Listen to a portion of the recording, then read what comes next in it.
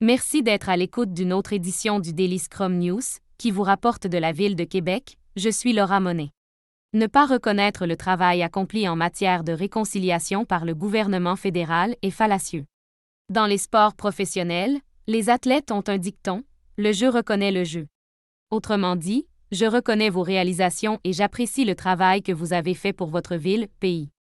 Les candidats des différents partis faisant campagne pour être le prochain premier ministre du Canada pourraient apprendre une ou deux choses des athlètes professionnels sur la reconnaissance des réalisations du premier ministre et du gouvernement fédéral au cours des 6 dernières années, surtout en ce qui concerne les questions autochtones.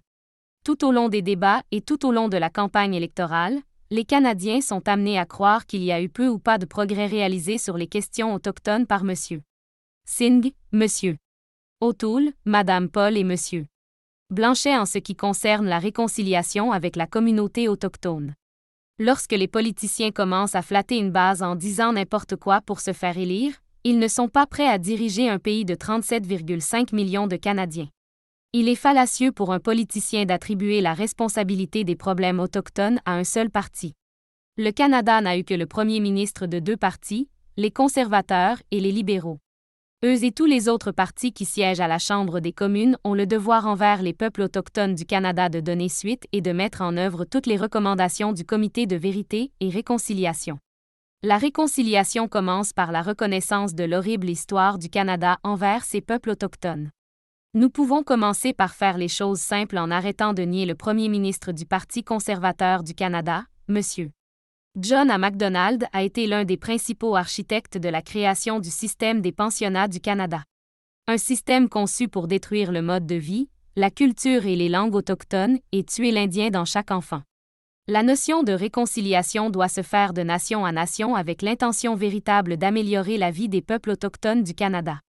Aucun autre gouvernement n'a fait plus pour la réconciliation avec les peuples autochtones du Canada que l'administration Trudeau, et il reste encore beaucoup à faire. Ce sont des faits bien documentés.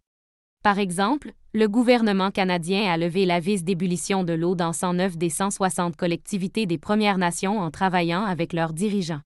Minimiser ces initiatives par n'importe quel chef de parti est fallacieux. L'eau potable est un droit humain. Toutes les administrations précédentes auraient pu s'assurer que les communautés autochtones aient la même eau que le reste du Canada. Le gouvernement fédéral aurait pu faire davantage pour accélérer l'écoulement de l'eau potable, mais pour que les dirigeants disent que rien n'a été fait, cela ne fait que creuser un nouveau fossé entre le gouvernement fédéral du Canada et sa communauté autochtone. Les médias grand public doivent également se tenir responsables de ne pas toujours corriger les déclarations inexactes des politiciens sur le travail du gouvernement, en particulier sur les questions de réconciliation. En attendant de nous revoir, voici Laura Monet en reportage de Québec pour le Daily Scrum News.